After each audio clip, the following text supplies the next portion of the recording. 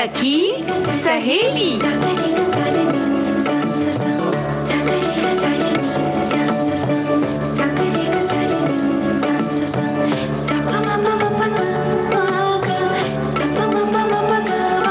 सखी सहेली।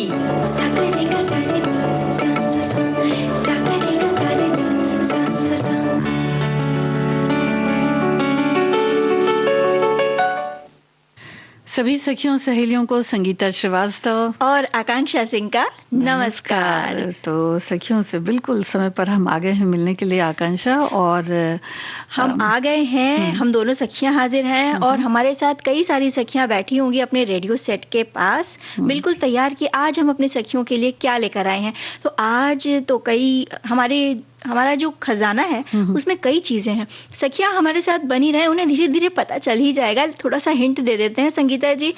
आज विश्व आपदा नियंत्रण दिवस है, तो थोड़ी जानकारी हम उस बारे में देंगे। और चूंकि मंगलवार का दिन है तो करियर गाइडेंस के विषय में भी हम बताएंगे। आज करियर गाइडेंस में हम क्या बताएंगे अपनी सखियों को संगीता जी? करियर गाइडेंस में आज हम बताने जा रहे हैं अपनी सखियों को एग्रीकल्चर में करियर कैसे बनाएं। तो इस विषय पे आज बात करेंगे और मुझे लगता है कि ये बड़ा अच्छा विषय है और सखियों को इससे काफी, और सखियों को क्यों, सखा भी आजकल हमारे सुन रहे हैं। सभी को कुछ नया जानने को जरूर मिलेगा। और इसके अलावा एक खास इंटरव्यू हम अपनी सखियों के लिए भी लाए हैं। तो सखियां हमारे साथ बनी रहें। सिर्फ सखियां ही क्यों, जो श्रोता हमें सुन रहे हैं वो अंत तक हमारे साथ बने रहें। जी, प्रतिमा किर्लोस्कर जी से एक बातचीत हम अपनी सखियों को सुनवाएंगे। और आकांक्षा, जैसा हमने बताया सखियों को कि आज विश्व आपदा नियंत्रण दिवस है, तो 13 अक्टूबर प्रतिवर्ष विश्व आपदा नियंत्रण दिवस या अंतर्राष्ट्रीय आपदा निम्नीकरण दिवस यानी कम करने के लिए आपदाओं को किस तरह से, तो उसके रूप में मनाया जाता है। और इसका उद्देश्य विश्व में आपदा नियंत्रण या निम्नीकरण के प्रति जागरूकता फैलाना है। संयुक्त राष्ट्र संघ यानी यूनाइटेड नेशन ऑर्गेनाइजेशन पूरे विश्व में प्रयासरत है कि किस प्रकार सभी देशों, वहां की सरकारें और वहां के नागरिकों को आपदाओं से निपटने एक मजबूत और सुरक्षित समुदाय और राष्ट्र निर्माण प्रेरित किया जाए। इसी उद्देश्य से आज ही के दिन यानी 13 अक्टूबर को संयुक्त राष्ट्र महासभा के निर्णयानुसार विश्व आपदा नियंत्रण दिवस को मनाए जाने की घोषणा की गई। कुछ वर्षों के लिए संयुक्त राष्ट्र संघ ने इसके फ्रेमवर्क की अवधि को निर्धारित किया, जिसमें स्थानीय निकायों, निजी क्षेत्रों तथा अन्य स्टेक होल्डर्स के बीच उत्तरदायित्व को साझा करने पर बल दिया गया। हाँ, और संयुक्त राष्ट्र संघ के द्वारा इसकी थीम आपदा के आर्थिक नुकसान को कम करना है, जो थीम बताई गई है संयुक्त राष्ट्र संघ के द्वारा यानी यूनाइटेड नेशंस के द्वारा। तो प्रकृति या मानवीय आपदा रहित समाज का निर्माण, आपदा के जोखिम को कम करना, उससे निपटना और एक सुरक्षित समुदाय बनाना।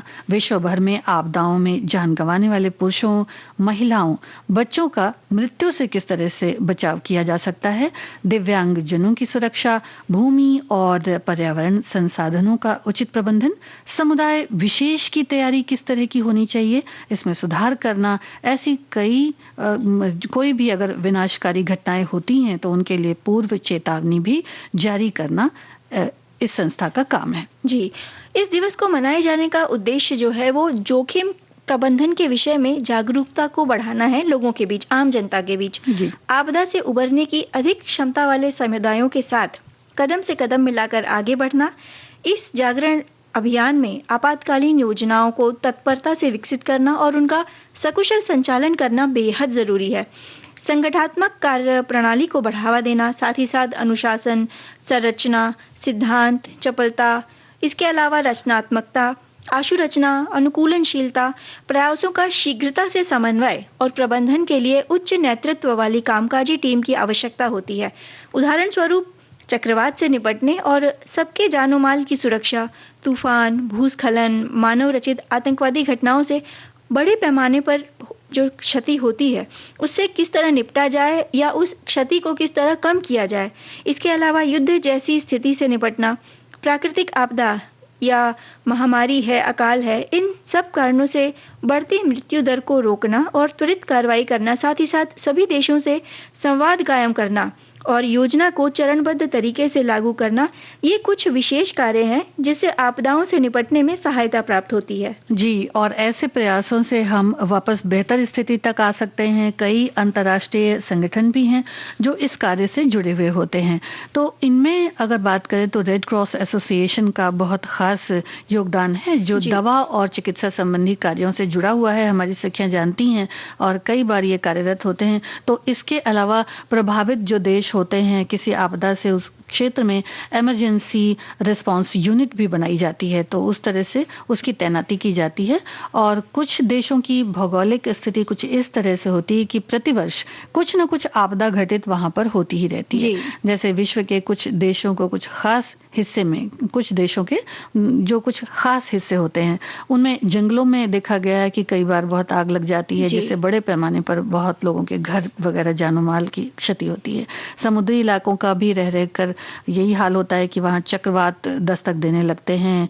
या फिर हिरोशिमा और नागासाकी के क्षेत्र की अगर बात करें तो परमाणु बम के असर से होने वाली क्षति जो आज भी रह रहकर एक नासूर की तरह टीसती है, ऐसे क्षेत्रों में हर वक्त आपदा नियंत्रण की स्थिति को बनाए रखना बेहद चुनौतीपूर्ण है, जिसके लिए भी जागरूकता की जरूरत पड़ती है।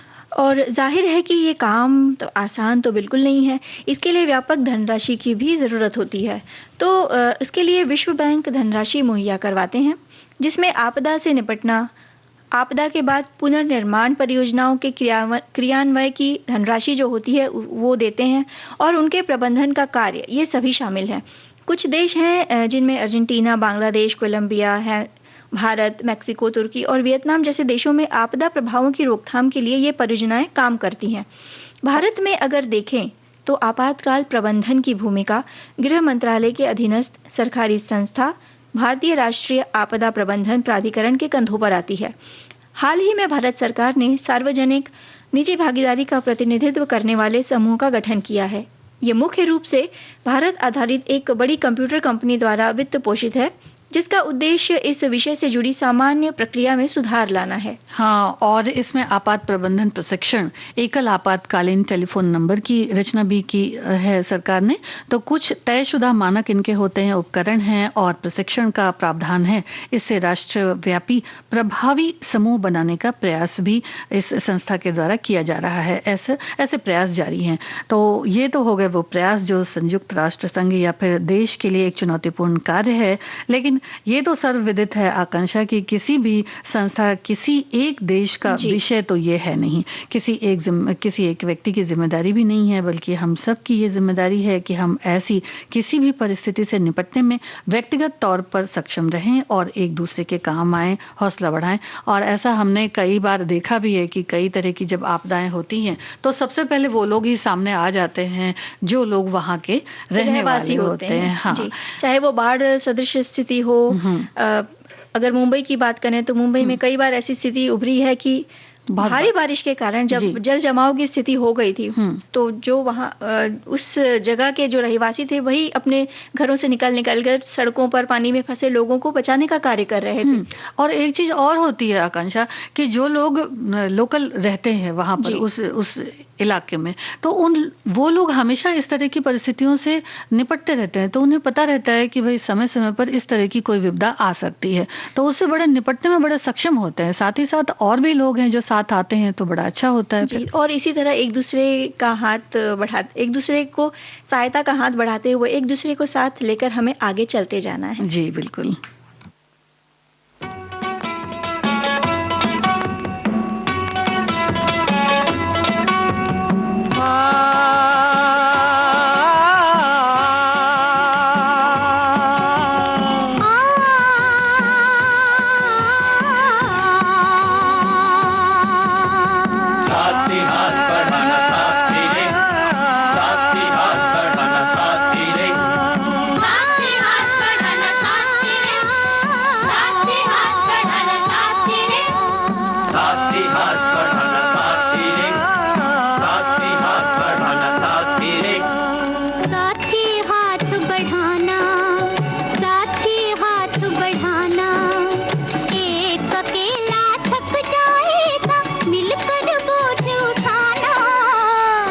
साथी हाथ बढ़ाना, साथी हाथ बढ़ाना, एक अकेला थक जाएगा, मिलकर बोझ उठाना, साथी हाथ बढ़ाना, साथी हाथ बढ़ाना, साथी रे, साथी हाथ बढ़ाना, साथी रे, साथी हाथ बढ़ाना, साथी रे।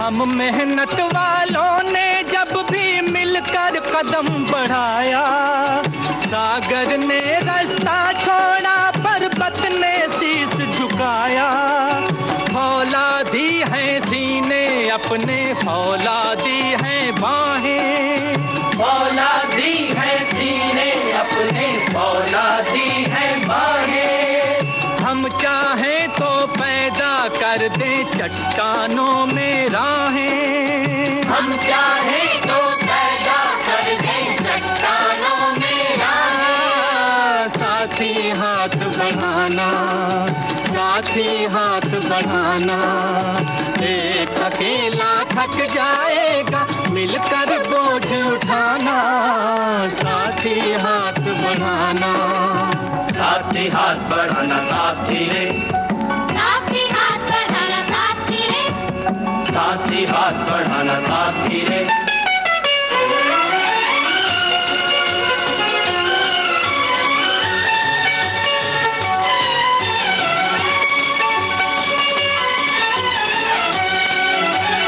मेहनत अपने लेख की रेखा, मेहनत से क्या डरना, कल गैरों की खातिर की आज अपनी खातिर करना, अपना दुख भी एक है साथी, अपना दुख भी एक, अपना दुख भी एक है साथी, अपना दुख भी एक, अपनी मंजिल सच की मंजिल, अपना रास्ता नेक, अपनी मंजिल सच की मंजिल, अपना रास्ता में, साथी हाथ बढ़ाना, साथी हाथ बढ़ाना, एक अकेला थक जाएगा, मिलकर बोझ उठाना, साथी हाथ बढ़ाना, साथी हाथ बढ़ाना, साथी रे, साथी हाथ बढ़ाना, साथी रे, साथी हाथ बढ़ाना, साथी रे।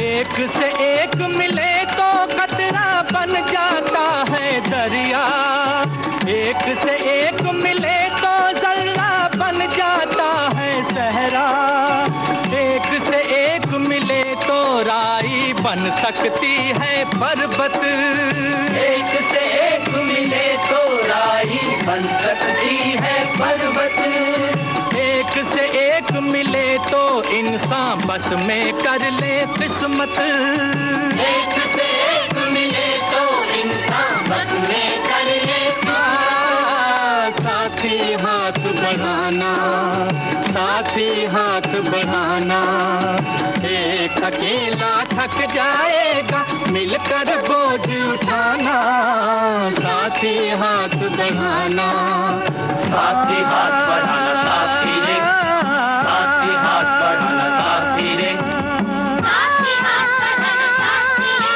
साथी हाथ बढ़ाना, साथी रे, साथी हाथ बढ़ाना, साथी रे, साथी हाथ बढ़ाना, साथी रे, साथी हाथ बढ़ाना, साथी रे, साथी हाथ बढ़ाना, साथी रे, साथी हाथ बढ़ाना, साथी रे। और अब आकांक्षा, चलिए सखियों के साथ सुन लेते हैं समाज सेविका प्रतिमा किर्लोस्कर से एक बातचीत। नमस्कार दोस्तों, अक्सर हम सोचते हैं कि क्या व्यवसाय करें, हमारा रोजगार करें या कहीं नौकरी करें, लेकिन क्या ही अच्छा हो कि खुद नौकरी करने के स्थान पर हम कुछ ऐसा शुरू करें ताकि हम कुछ और लोगों को नौकरी दे सकें और उन्हें एक तरह से कह सकते हैं कि आर्थिक मदद दे सकें। लेकिन आजकल ख़ासतौर से बात चल रही है कि कुछ नया शुरू किया जाए।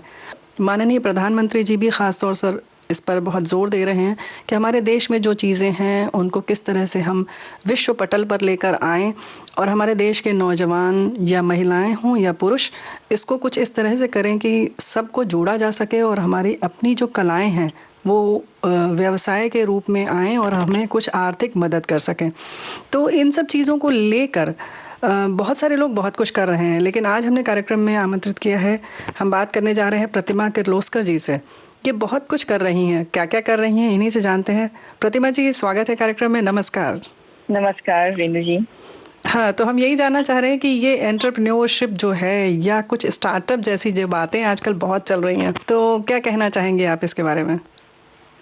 तो हमारा ये कहना है कि आगे जैसे हम बढ़ने वाले हैं, हमारे इकोनॉमी में काफी नौकरियां कम होने वाली हैं जी। और नई नौकरियां तैयार होने वाली हैं, और जो अभी के लोग हैं वो शायद उस नौकरी में स्किल न हो तो उनको कोई और रोजगार दिखना पड़ेगा, या तो एंटरप्रेन्योरशिप में जाना पड़ेगा, या तो कुछ काम करना सीखना पड़ेगा।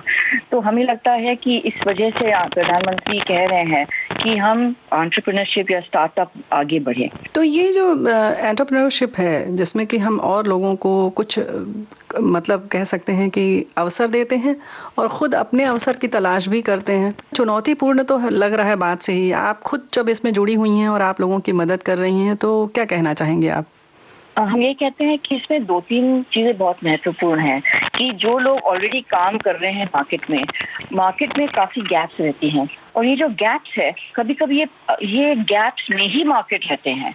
तो अगर हम ये खोजें कि ये गैप्स कहाँ है और हम उस गैप्स कैसे भर सकते हैं, तो इसी में काफी लोगों को नौकरी मिल सकती है, क्योंकि वो खुद एम्प्लॉय होके कुछ अपना छोटा व्यवसाय शुरू कर सकते हैं। तो ये हमारा इंटरेस्ट है कि, और वो 2-3 प्रकार के हो सकते हैं, या तो वो नॉर्मल बिजनेस नॉर्मल काम में हो सकते हैं, या तो कुछ बहुत ज्यादा इनोवेटिव काम में आप कर सकते हो। वो आईटी में हो सकता है, वो बायोटेक में हो सकता है, जैसे आजकल लोग डायग्नोस्टिक्स में जा रहे हैं, तरह तरह के डायग्नोस्टिक्स आए हैं।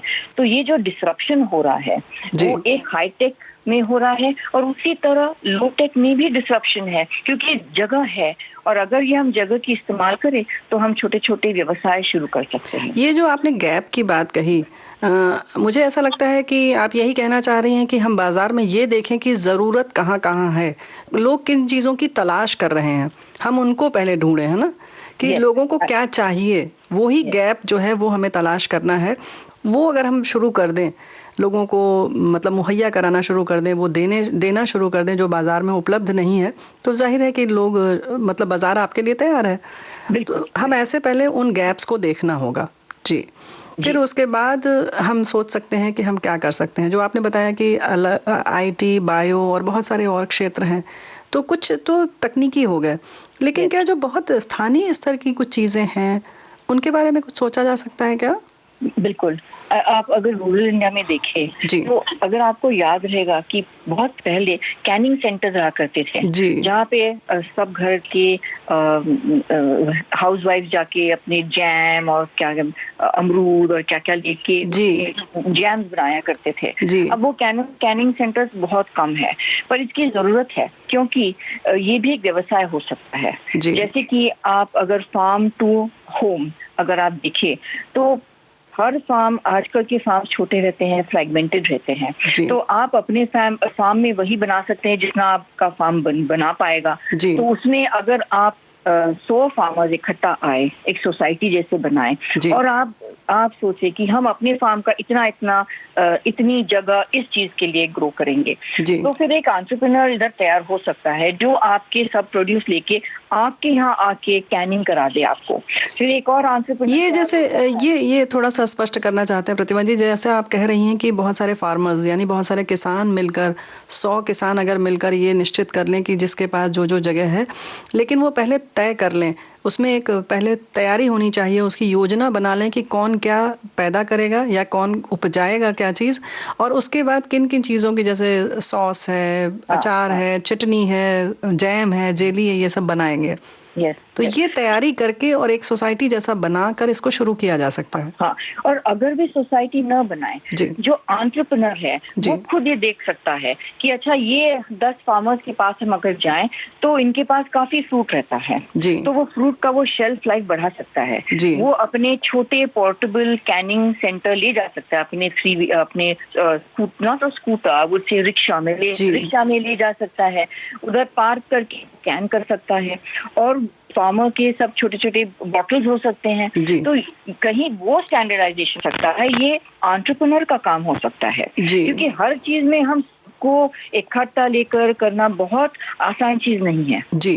पर अगर एंटरप्रेन्योर ये देख सकेगा कि हम ये सब जमा करके कुछ कर सकते हैं, तो हमें लगता है कि 100% उसका एक छोटा सा व्यवसाय बन सकता है इसमें। यानी कि वो कुछ बस कोऑर्डिनेट कर सकता है, कोई भी युवा जो हो, ग्रामीण क्षेत्र में हो या शहर में, वो देखे कि आसपास उसको तलाश करनी होगी कि वो क्या कर सकता है। जो चीजें उपलब्ध हैं उन्हीं में से कुछ नया आपको नहीं करना है, लेकिन हाँ उनको एक तरह से व्यवस्था उसकी देखनी है और सबको एक साथ एकजुट एक जगह पे लाकर, और जैसा कि आप कह रही हैं बहुत अच्छी बात है कि रिक्शे पर या ऑटो पे या स्कूटर तक पे भी ये काम किया जा सकता है, और अगर हम बहुत छोटे स्तर से भी शुरू करेंगे तो जरूर सफलता मिल सकती है। हाँ, और हमें यही लगता है कि छोटे स्तर पे ही शुरू करें, क्योंकि जब आप बहुत बड़ी इन्वेस्टमेंट करते हैं तो फिर वो कभी कभी आपके लिए वो लायबिलिटी भी बन सकती है। पर अगर आप छोटे, जैसे आपके घर का एक छोटा मिक्सर है, उससे आप थोड़ा बड़ा मिक्सर अगर खरीद लीजिए तो फिर आप बार बार चलाकर उसका एक कॉस्ट भी पूरा निकल जाएगा वो मिक्सर का। तो छोटी चीज लेके उनके टर्न अराउंड ज्यादा अगर आप कर सकेंगे तो हमको लगता है ऑप्टिमाइजेशन ज्यादा आप पाएंगे, और वही अच्छा है कि उसके पूरे कॉस्ट इस्तेमाल करने से ही वो निकाल ले। चलिए, ये तो बहुत अच्छी बात है। और जो अक्सर लगता है कि कुछ नया होना चाहिए, इनोवेटिव होना चाहिए, कुछ अनूठा होना चाहिए, तो इसके बारे में आप क्या कहेंगी? मुझे लगता है अनोखा जो है तो वो हाईटेक एरिया में ही जाएगा। और हाईटेक एरिया में क्या होता है, जैसे आप बैंकिंग सिस्टम अगर देखिए आज, जब आप लोन लेने जाती हैं तो कुछ बैंक कुछ दूसरों से ज्यादा फास्ट रहती है। तो ये क्या चीज है, ये फास्ट कैसे हो सकता है, स्लो कैसे हो सकता है? क्योंकि बैंक के बैकएंड में एक पूरा सॉफ्टवेयर चल रहा है। वो सॉफ्टवेयर क्या कर रहा है, वो सब लोगों का जो आधार कार्ड रहता है, आपका सबकी इंफॉर्मेशन एक डेटाबेस में रहती है। तो वो डेटाबेस से वो कनेक्ट करता है कि पिछले बार जब आपने कहीं से भी लोन लिया है, आपने वापस कब किए पैसे, आपकी क्रेडिट वर्दीनेस क्या है, ये सब वो सॉफ्टवेयर चेक करता है और फिर बताता है कि ये आदमी अच्छा है। तो जब तक आप लोन का फॉर्म भरे और अगले काउंटर पे जाए तो 30 सेकंड में, 1 मिनट में ये सॉफ्टवेयर बनाएगा, इसको आप लोन दे सकते हैं। और ये जो क्विकर, फास्टर, चीपर है, इसी का ये सब वो गेम है। The game is technology. बिल्कुल। तो ये कुछ जो सॉफ्टवेयर के आप जो कह रही हैं कुछ इनोवेटिव हो, तो वो इस तरह से है, और इससे जो हमारी कार्य जो क्षमता है वो बहुत प्रभावशाली हो जाती है और हम बहुत तेज़ी से काम हो जाता है। और अंततः वो देखा जाता है कि जो बैंक की बात आप कर रही हैं, जो भी क्षेत्र है वो सफलता हासिल करेगा ही, है ना? जी जी। इस तरह से छोटे जो बैंक है, ग्रामीण बैंक है, जो छोटे माइक्रो लेंडिंग करते हैं, वो इसी तरह के सॉफ्टवेयर इस्तेमाल करके माइक्रो लेंडिंग करते हैं। आप किस तरह से इसमें मदद कर रही हैं और आप खुद क्या कर रही हैं, प्रतिमा जी? हम इसमें क्या करते हैं कि जैसे जनरली हम लोग टेक्नोलॉजी के इसमें कर रहे हैं, जो रूरल एरिया है उधर का हमारा फोकस अलग है, हम वो एनजीओ की तरफ से करते हैं। पर ये भी जो हम अभी कर रहे हैं हाईटेक, वो एनजीओ ही है, नॉट फॉर प्रॉफिट है, और इसमें हमारे व्यतिरिक्त बाकी के भी लोग हैं, इंडस्ट्री के भी लोग हैं जो मदद करते हैं। उसे कहते हैं मेंटरशिप प्रोग्राम कहते हैं, या तो उसे कहते हैं नर्चरिंग। तो नर्चर करते हैं कंपनी से, एक कंपनी एक दिशा में शुरुआत होती है, पर जब इतने मेंटर्स आते हैं, उनके अलग अलग आइडियाज रहते हैं, उनको अलग अलग चीजें पढ़ाई जाते हैं, तो कभी कभी इनकी दिशा भी बदल जाती है और ये बढ़ सकते हैं। कभी कभी हमें पता नहीं रहता कि हमारे में इतनी कार्यकुशलता है कि हम कुछ चीजें अलग चीजें कर सकते हैं, पर हमने ध्यान नहीं दिया। तो जब कोई मेंटर के बोलता है हमें कि आपके पास तो इतना बड़ा टेक्नोलॉजी है, आपने देखा ही नहीं है, आप इसको लेवरेज कीजिएगा, तो फिर वो एक नया बिजनेस खड़ा हो सकता है। क्योंकि उनके पास देखने का नजरिया बहुत अलग होता है। That's right. तो वो उसका हम इस्तेमाल कर लेते हैं बहुत अच्छी तरह से, है ना? वो एक तरह से हमारा मार्गदर्शन करते हैं, हमें गाइड कर देते हैं कि ये चीज़ आपके पास पड़ी है, चलिए इसका अच्छे से इस्तेमाल करिए और कुछ नई दुनिया देख लीजिए। जी जी हाँ। तो इनोवेशन का आपका कहने का ये मतलब है, जो आपकी बात से लग रहा है, कि किसी भी चीज़ को हम किसी अलग ढंग से इस्तेमाल करें और उसका अधिकतम उपयोग करें, सबसे अधिक उसका उपयोग कर सकें अच्छी तरह से, ये है कुछ इनोवेटिव तरीका। जी जी, हम उसके एक आपको एक उदाहरण दे सकते हैं। जी जरूर। एक कंपनी थी जिन्होंने एक सॉफ्टवेयर किया था माइंस ढूंढने के लिए, पर वो फेल हो गया। पर अब वो कंपनी जमीन के नीचे टर्माइट ढूंढने के लिए सॉफ्टवेयर इस्तेमाल कर रही है। तो ये इनोवेटिव हो गया, क्योंकि वो ये उनका जब सॉफ्टवेयर फेल हुआ लैंड माइंस के लिए, तो वो फेंक सकते थे सब और बैठ सकते थे कि यार हम तो फेल हो गए, और उन्होंने पिवट किया बिजनेस। यानी कि खदान ढूंढने के लिए जो इस्तेमाल किया गया सॉफ्टवेयर बनाया गया था, टर्माइट के लिए अब इस्तेमाल कर रहे हैं। जी जी बिल्कुल, क्या बात है। तो कुछ इस तरह से कुछ नया किया जा सकता है, सोच की ज़रूरत है, और आप जैसे लोगों की ज़रूरत है जो समाज में इस तरह का काम कर रहे हैं और लोगों को कहीं ना कहीं कुछ दिशा दे रहे हैं। आपका खुद का अनुभव क्या है कि किस तरीके की चीज़ें ज़्यादा आगे आती हैं और क्या होना चाहिए?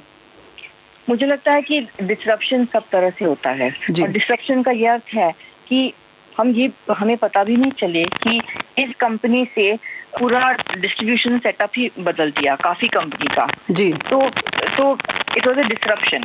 तो इस तरह के अनेक छोटे छोटे डिस्ट्रप्शन हो सकते हैं बिजनेस में, और हमें ध्यान देना है कि हम कहाँ हम ऑप्टिमाइज कर सकते हैं, कहाँ से डिस्ट्रप्शन आ सकता है। ये हमें हमेशा वेरी रहना है या अलर्ट रहना है बिजनेस में। जी। तो एक बात और है कि अक्सर ये होता है कि हम धैर्य खो बैठते हैं, या कहीं ना कहीं जब इस तरीके की चीज़ें होती हैं तब तो बहुत ही घबराहट होती है। तो उसके लिए आप क्या कहना चाहेंगी? लेकिन प्रतिमा जी, तो इस वक्त आपकी पसंद का कोई गीत हम सुन ले तो अच्छा है श्रोताओं की ओर से।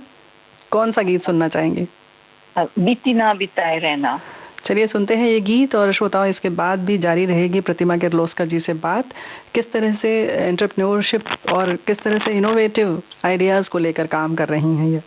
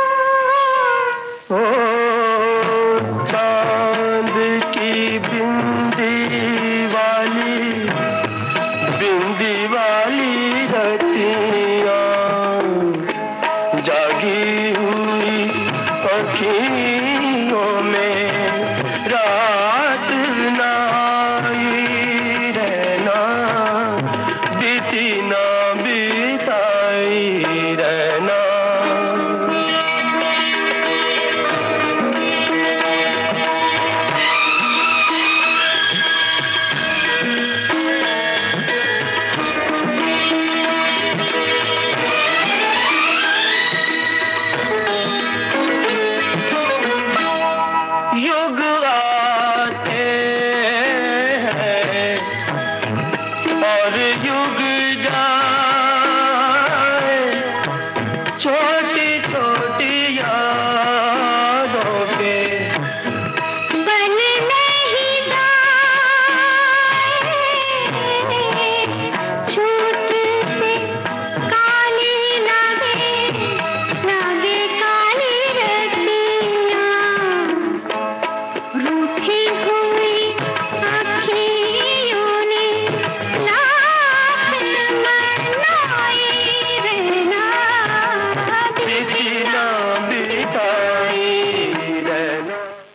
ब्रेक के बाद हम एक बार फिर हाजिर हैं और बात चल रही है प्रतिमा किर्लोस्कर जी से। प्रतिमा जी, आप जो और बात कर रही थी कि किस तरह से नए नए और क्या क्या हो रहे हैं, जैसे लॉजिस्टिक की बात आप कर रही थी। यस, तो उसमें आप क्या कहना चाहेंगे कि किस तरह के परिवर्तन आए हैं? लॉजिस्टिक्स में बहुत ऑप्टिमाइजेशन आए हैं। माने ऑप्टिमाइजेशन, एक ही ट्रक में अनेक लोगों के आइटम्स जा सकते हैं और आपको बता सकते हैं कि कौन से एरिया में वो ट्रक एम्प्टी चल रहा है। तो आप उस एरिया को आप ब्लॉक कर सकते हैं, बुक कर सकते हैं। वो ट्रक की स्पीड बता सकते हैं, वो ट्रक को दूर से रुका सकते हैं, उसे कहते हैं जियो फेंसिंग। उस ट्रक की कितनी चीजें निकली हैं, कितनी डाली हैं अंदर, ये सब का उन्हें थ्रू RFID टैग्स पता चलता है। तो आजकल टेक्नोलॉजी इतनी बढ़ गई है कि पूरे ट्रैकिंग कर सकते हैं चीजों का। जी, तो यानी कि कहाँ से कौन सी चीज निकली और अब उसमें कितनी जगह है, और वहां पर कुछ और चीजें भी उसमें चढ़ाई जा सकती हैं जो आगे पहुंच सकें। तो इससे जिसको भेजना है सामान उसको भी कम लागत लगती है। जी जी जी, ऑप्टिमाइज हो जाता है पूरा। जी, उसका हम सबसे अधिक उपयोग कर सकते हैं किसी भी चीज का। ये सारी चीज करने का आपके दिमाग में कैसे आया कि चलिए हम लोगों को इस तरह से मदद करें? क्योंकि 99 में हम और 2-3 और लोग थे हमारे साथ। हमने सोचा कि यहाँ पे हम इतना रिसर्च करते हैं पूना में, तो किसी को पता ही नहीं है कि हम क्या रिसर्च करते हैं। तो हमने टेक शोज कराए, काफी टेक शोज किए, और ज्यादातर बायोटेक में, जहाँ पे हम कहीं स्किन बैंक या कुछ ऐसी चीजों का शोकेस किया। और तब हमें पता चला कि हमारे साइंटिस्ट पूना के काफी आगे हैं। अच्छा। और हम जानते भी नहीं है कि ये काम हो रहा है इधर। और कुछ चीजें बहुत आगे हैं और कुछ चीजें हमें लगती नहीं है। पर इंग्लिश में इसका एक नाम है सेरेंडिपिटी। मींस हम ढूंढने जाते हैं कुछ और मिलता है कुछ और। जी। तो ये जो सेरेंडिपिटी है, ये तो हर रिसर्च में होनी चाहिए, बहुत आवश्यक है। क्योंकि इसी तरह से काफी चीजें हमें मिल भी सकती हैं जो हम नहीं ढूंढ रहे थे। जी बिल्कुल। बहुत ज्यादा चीजें ऐसी हैं जो पूना में की गई हैं पर हमें पता भी नहीं। जी, लेकिन आप जो कार्य कर रही हैं उसमें कुछ खास आपका अनुभव जो हुआ हो बताएं, जो आप शेयर करना चाहेंगे हमारे श्रोताओं से। मेरा अनुभव तो बहुत अच्छा हुआ है। एक तो इस तरह के एक्सपोजर से हम यंग भी रख सकते हैं खुद को, और अपना माइंड भी ज्यादा एक्टिव रह सकता है। जी। और दूसरी बात यह है कि जब लोग आते हैं, अलग अलग के प्रॉब्लम्स होते हैं, हम भी सीखते हैं उनसे चीजें। तो ये जो पढ़ाई है ये तो लाइफ लॉन्ग रहती है। जी। और हम एक दूसरों से सीख सकते हैं, सिखा सकते हैं, और हमें लगता है आगे बढ़ने के लिए सबकी जरूरत रहती है। यानी कि सबके अनुभव साथ में लेकर ही हम आगे बढ़ सकते हैं। जी जी। प्रतिमा जी, आपका खुद का क्या शौक है? आपको किस क्षेत्र में सबसे ज्यादा अच्छा लगता है? मुझे वीविंग का एक शौक है। हम खुद नहीं वीव कर सकते हैं पर हम अप्रिशिएट कर सकते हैं। हमारी एक छोटी कंपनी थी जिसमें हम यार्न बनाते थे, और हमारा पायलट प्रोजेक्ट चल रहा था। तब चाइनीज डंपिंग काफी हुई थी, तो तब हम तो एक इंजीनियरिंग ग्रुप है, तो हमने सोचा ये यहाँ से बाहर पड़े तो ही अच्छा है। पर हम काफी वीवर्स के साथ काम किया करते थे, उनको अपना यार्न देते थे। जैसे महेश्वर के हैं, डाउन साउथ चेन्नई, यहाँ पे भी देते थे, और अलग अलग की वीव्स वो बना के दिया करते थे। उनको सच लगता ही नहीं था कि ये जो यार्न है इसे मलबरी 4A यार्न कहते थे, कि हमने ये इंडिया में बनाया है। उनको ये पता ही नहीं लगता था। वो सोचते थे कि हमने ये इम्पोर्ट किया है। और उसकी काफी बहुत अच्छी साड़ियाँ, फैब्रिक कर सकते थे। पर एनीवे जब हमने बंद किया, हम वीवर्स के साथ अभी भी काम करते हैं, और हम नेचुरल यार्न में ही काम करते हैं, सिल्क, कॉटन एंड लिनन। तो इस कुछ चीजें ये शौक के लिए हम करते हैं। इसको हम टेबल क्लॉथ्स या table linen, cushion covers, upholstery, इसमें हम कन्वर्ट करते हैं। और जो साड़ीज है, हम ये चाहते थे कि हमारी कुछ ट्रेडिशनल साड़ीज है वो वापस आए और लोग पहने। इसलिए हमने महेश्वर वीवर्स के साथ काम किया है, कुछ उनके लिए कुछ एग्जीबिशन भी इधर किए हैं। और अब साउथ इंडियन लोगों से भी हम करेंगे, पर ऑलरेडी हम देखते हैं साउथ इंडिया के काफी चीजें ऑलरेडी मिल रही हैं। जी, महेश्वरी सिल्क के बारे में कर रही हैं आप बात? हाँ, महेश्वरी सिल्क में जैसे चंदेर रहता है, एक यार्न कॉटन और एक यार्न सिल्क रहता है, उसी तरह के ये लोग तरह तरह के सिल्क रहते हैं। तो जिस तरह का सिल्क हम इस्तेमाल करें उस तरह की साड़ी का टेक्सचर बदलता है।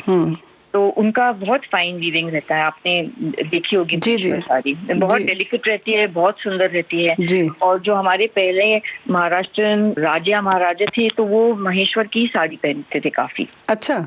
हाँ, तो उनके जो बॉर्डर्स थे, उनका जो पोत कहते हैं उसको, जो वीव रहता है उसका फैब्रिक, उसका पोत अलग रहता था। तो उस तरह का करने के लिए इनको काफी टाइम लगता है, तो आजकल कोई बनाते नहीं है क्योंकि उसका पैसा नहीं मिलता। पर हम कुछ कुछ ऐसे प्रमोट करना चाहते थे।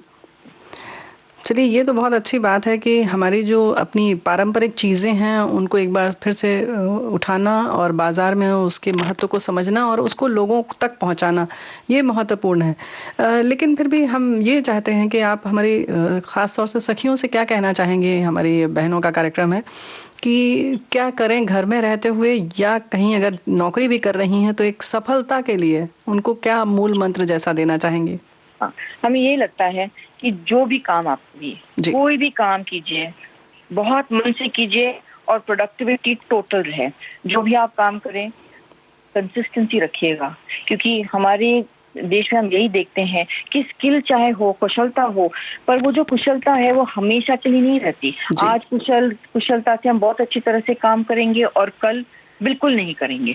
तो ऐसा न होकर अगर हम कंसिस्टेंसी दिखाएं, उसी तरह का उतना ही काम हर रोज कर सके, तो हमें लगता है कि हम आगे बढ़ सकते हैं। क्योंकि आगे बढ़ने के लक्षण ही ये है कि हम कंसिस्टेंट रहे, जो भी हम काम करें कंसिस्टेंट रहे, नई नई चीजें सीखे और आगे बढ़ते जाए।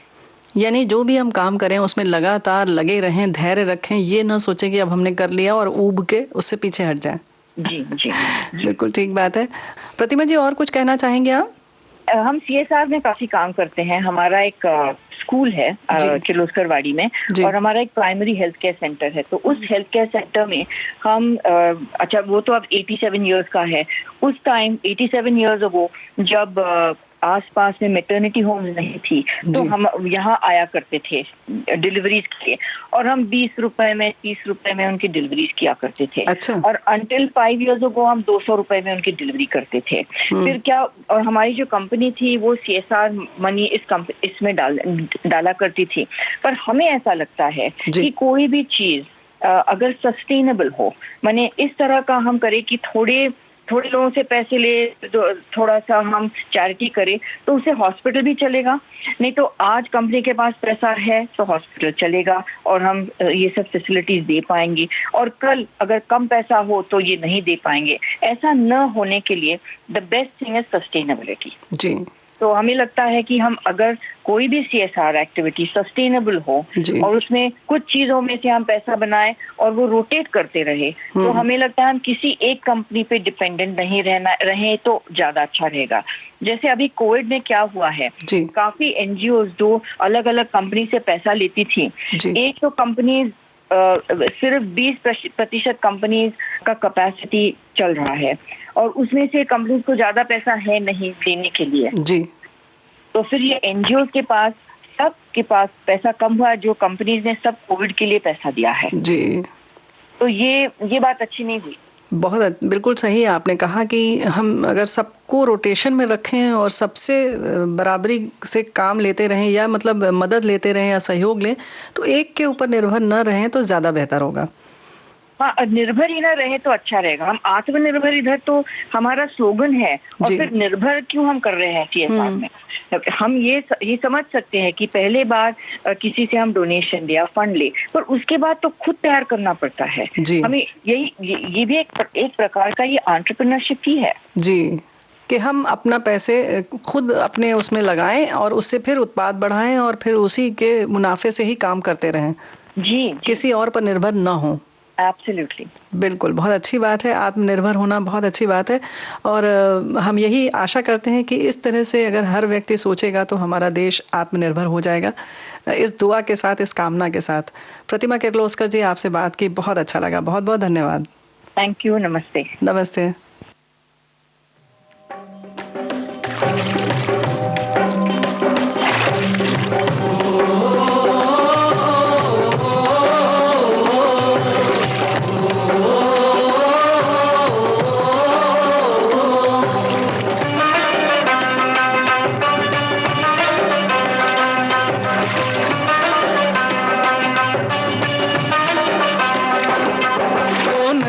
चले चले रे धारा,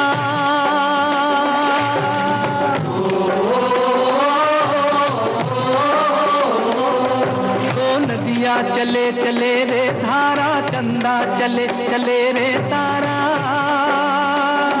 तुझको चलना होगा, तुझको चलना होगा, तुझको चलना होगा, तुझको चलना होगा।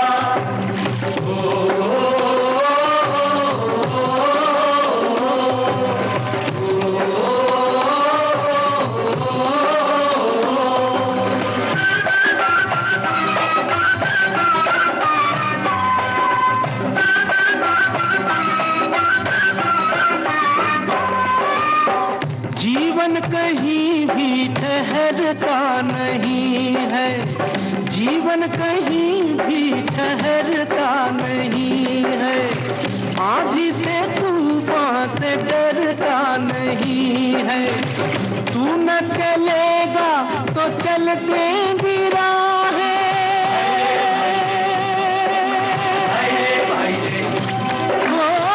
तू न चलेगा तो चल देंगी मंजिल को तरसेंगी तेरी निगाहें, तुझको चलना होगा, तुझको चलना होगा, तुझको चलना होगा, तुझको चलना होगा। ओ नदिया चले चले रे धारा, चंदा चले चले रे तारा, तुझको चलना होगा, तुझको चलना होगा, तुझको चलना होगा, तुझको चलना होगा।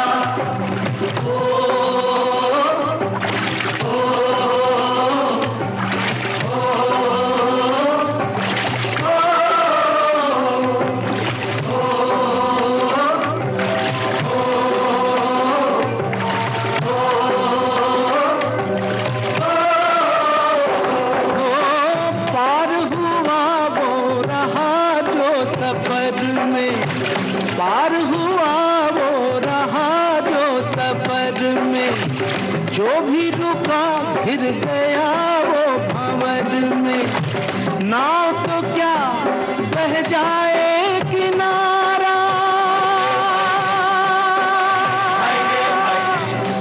ओ नाव तो क्या बह जाए किनारा, बड़ी ही तेज समय की है धारा, तुझको चलना होगा, तुझको चलना होगा, तुझको चलना होगा, तुझको चलना होगा।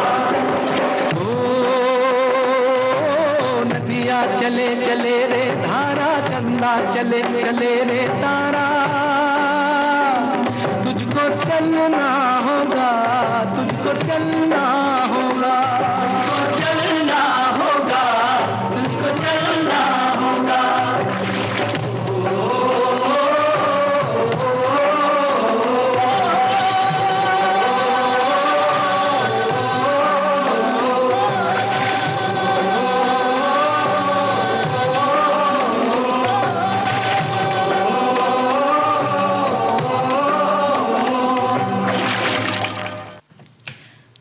सखियों ने प्रतिमा किर्लोस्कर जी की ये बातचीत सुनी, जिन्होंने कई सारे नए आइडियाज़ सखियों से बांटे, और इसी तरह हम कई सारे नए आइडियाज़ हर मंगलवार को लेकर आते हैं कि जो युवा हैं या जो हमारी सखियां हैं वो करियर गाइडेंस में क्या क्षेत्र चुन सकती हैं या किस क्षेत्र में स्कोप है। क्योंकि देखिए अभी आजकल तो कैसा है कि बहुत सारे आयाम हो गए जी, बहुत सारे आयाम हो गए, तो बच्चों के लिए भी ये बड़ा चुनौतीपूर्ण हो जाता है कि कौन सा क्षेत्र चुने, क्या सही विकल्प हो सकता है। और करियर गाइडेंस में मंगलवार के दिन हम ऐसा ही कुछ बताने का प्रयास करते हैं। और आजकल सभी जानते हैं कि कृषि यानी खेती का कितना महत्व है, और कहते भी है ना संगीता जी कि भारत जो है वो गांव में बसता है। खेती या कृषि या एग्रीकल्चर में भी हमारे जो युवा साथी हैं वो अपना करियर बना सकते हैं। बहुत बड़ा स्कोप है इसमें, कई सारी संभावनाएं हैं, कुछ नया करने का आपको मौका मिलेगा, खासकर उन छात्रों के लिए जो कुछ नया करना चाहते हैं। एग्रीकल्चर एक ऐसा विकल्प है जिसमें आपका भविष्य सुरक्षित होता है। 12वीं यानी 12th के बाद आप कृषि के क्षेत्र में आगे की पढ़ाई कर सकते हैं, इसमें करियर बना सकते हैं। जो कृषि है, एग्रीकल्चर है, वो विज्ञान, कला और व्यवसाय इन सबका मिला-जुला है, मिश्रण है। एग्रीकल्चर एक लैटिन शब्द है जो 2 शब्दों से मिलकर बना है, संगीता जी। वो है एगर और कल्चर। एगर का मतलब है मिट्टी और कल्चर का मतलब संस्कृति। पौधे और पशुओं से संबंधित उत्पादों की खेती या उत्पादन करने को ही एग्रीकल्चर कहते हैं। जी, और इसके अंतर्गत फसल उत्पादन, पशुपालन, डेयरी विज्ञान, कृषि रसायन और मृदा विज्ञान यानी मिट्टी से संबंधित जानकारी आदि शामिल हैं।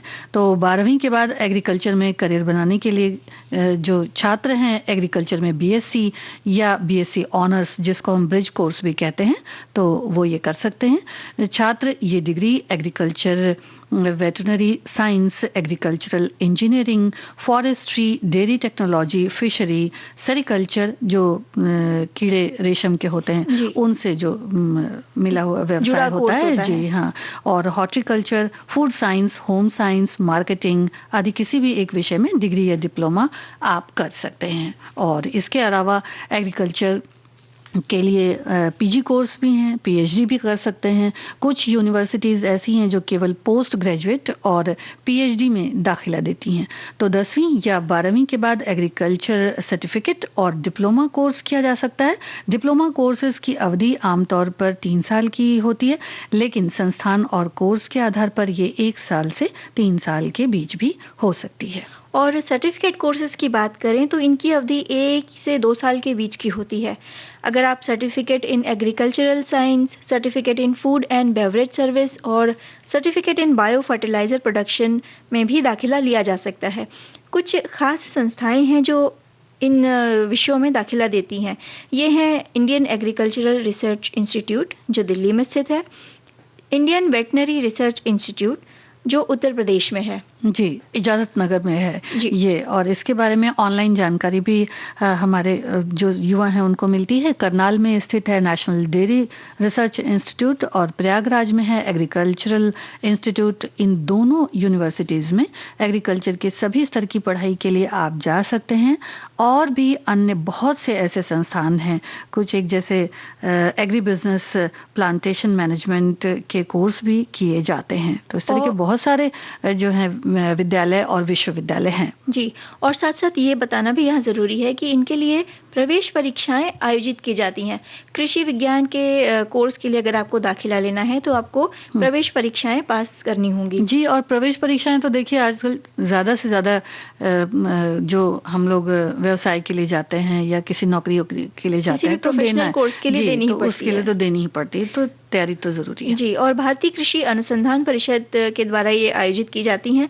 एग्रीकल्चर यानी कृषि के कोर्स को करने के बाद आप सरकारी या निजी संगठनों या स्वयं भी, अगर आपके पास ज़मीन है तो आप आगे काम कर सकते हैं। सरकारी या गैर सरकारी संगठनों में भी कार्य किया जा सकता है। कृषि उत्पाद की दुकान, कृषि उद्योग जैसे खुद का व्यवसाय भी आप शुरू कर सकते हैं। हाँ, और अगर और अधिक जानकारी आपको चाहिए होगी तो भारतीय कृषि अनुसंधान परिषद या Indian council of agricultural research के साइट पर आप जाएं और यहाँ से ज़्यादा जानकारी आप ले सकते हैं। तो साइट के बारे में हम बता दें अपनी सखियों को, आपको इस तरह से लिखना है कि icar.org.in ये साइट है। ICAR इसलिए, और सभी स्मॉल लेटर्स में लिखना है। ICAR ये इसलिए क्योंकि इसका फुल फॉर्म है Indian council of agricultural research. तो ये साइट है icar.org.in, सभी स्मॉल लेटर्स में लिखे हमारी सखियाँ। तो आप कोशिश कीजिए, हमारी शुभकामनाएं हैं। अच्छा विकल्प है और कोरोना काल में तो और भी बहुत अच्छा विकल्प ये सिद्ध हो सकता है। तो इस तरह से आप एग्रीकल्चर में अपना करियर बना सकते हैं।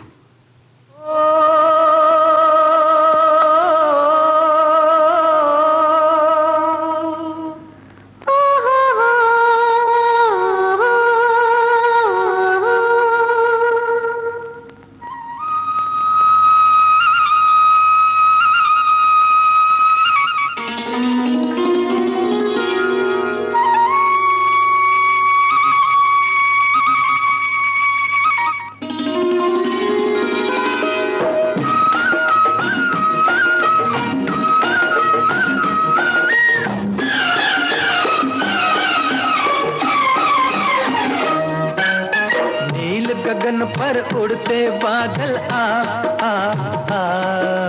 धूप में जलता खेत हमारा कर दे तू छाया। छुपे हुए हो चंचल पंछी जा जा जा, देख अभी है कच्चा दाना पक जाए तो खा। नील गगन पर उड़ते बादल धूप में जलता खेत हमारा कर दे तू छाया। छुपे हुए हो चंचल पंछी जा जा जा, देख अभी है कच्चा दाना पक जाए तो खा।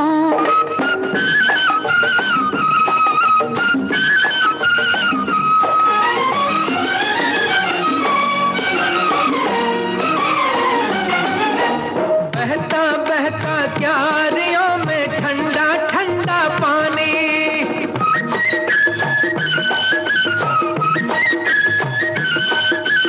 बहता बहता क्यारियों में ठंडा ठंडा पानी, झूम न ले कहीं पाँव तेरे ओ खेतों की रानी। झूम के मेले पाँव मेरे वो भी होगा मेला, मैं हूँ खेतों की दासी तू खेतों का राजा। नील गगन पर उड़ते बादल धूप में जलता खेत हमारा कर दे तू छाया।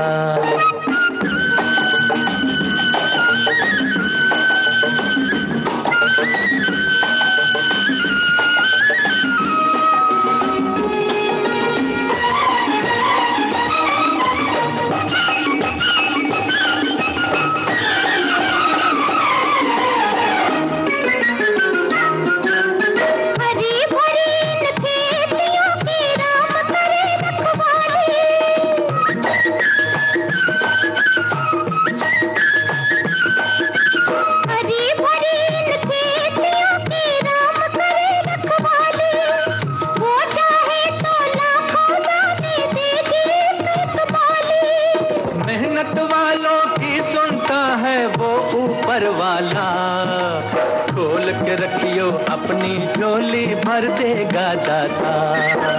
छुपे हुए हो चंचल पंछी जा जा जा, देख अभी है कच्चा दाना पक जाए तो खा। नील गगन पर उड़ते बादल धूप में जलता खेत हमारा कर दे तू छाया।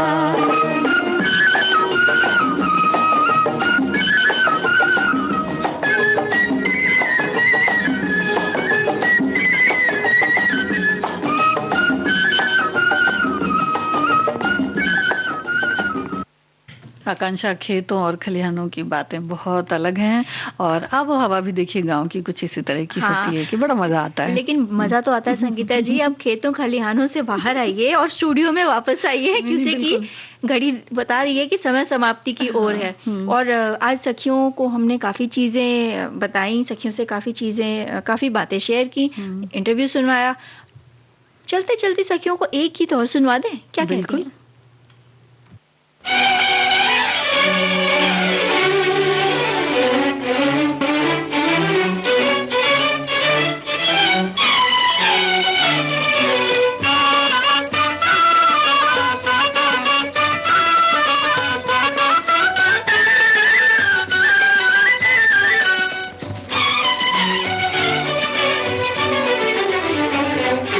बाहों में बहारों में इखलाता गाता आया कोई,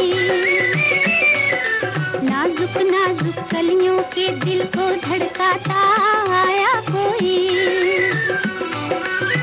आया कोई, आया कोई, आया कोई होए। बाहों में बहारों में इखलाता गाता आया कोई, नाजुक नाजुक कलियों के दिल को धड़काता आया कोई।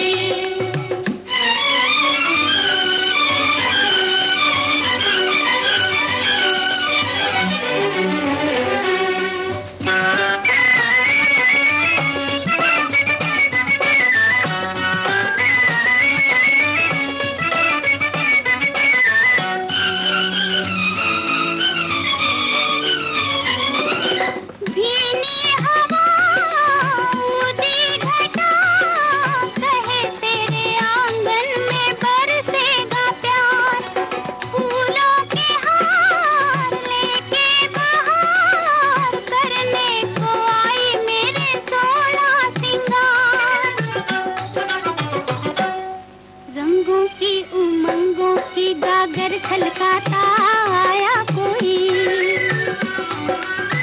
आया कोई, आया कोई, आया कोई होए। बाहों में बहारों में खिलता गाता आया कोई, नाजुक नाजुक कलियों के दिल को धड़काता आया कोई।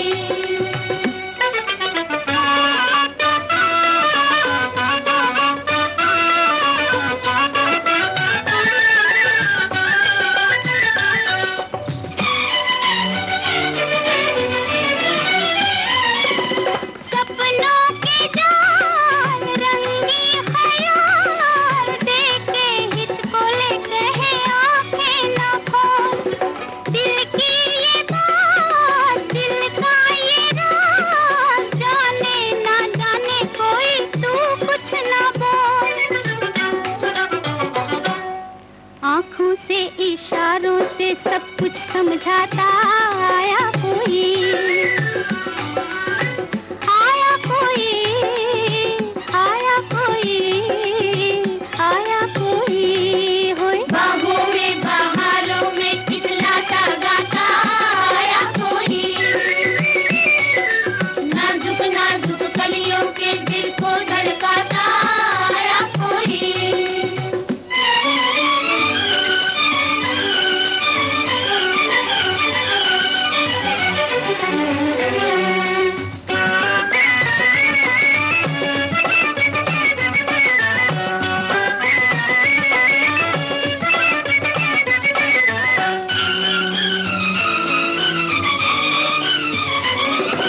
छाया है आज रिमझिम का रात, फिर भी है मेरे दिल को उतना ही गम।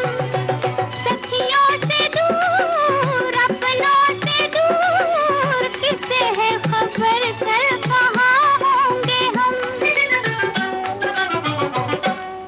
उलझन की दीवारों से दिल को टकराता आया कोई, आया कोई, आया कोई, आया कोई होए। बाहों में बहारों में खिलता गाता आया कोई, नाजुक नाजुक कलियों के दिल को धड़काता आया कोई। इसी खूबसूरत गीत की तरह से हमारी सखियों का भी घर बिल्कुल गुलजार रहे और इसी तरह से बहारें कायम रहें। और मैं ये कहने जा रही थी कि अब हम आ तो नहीं रहे हैं, अब हमारे जाने का वक्त हो गया है, लेकिन कल हम फिर हाजिर हो जाएंगे सखी सहेली कार्यक्रम के साथ। तो सखियों से विदा लेते हैं सभी को। आकांक्षा सिंह और संगीता श्रीवास्तव का नमस्कार।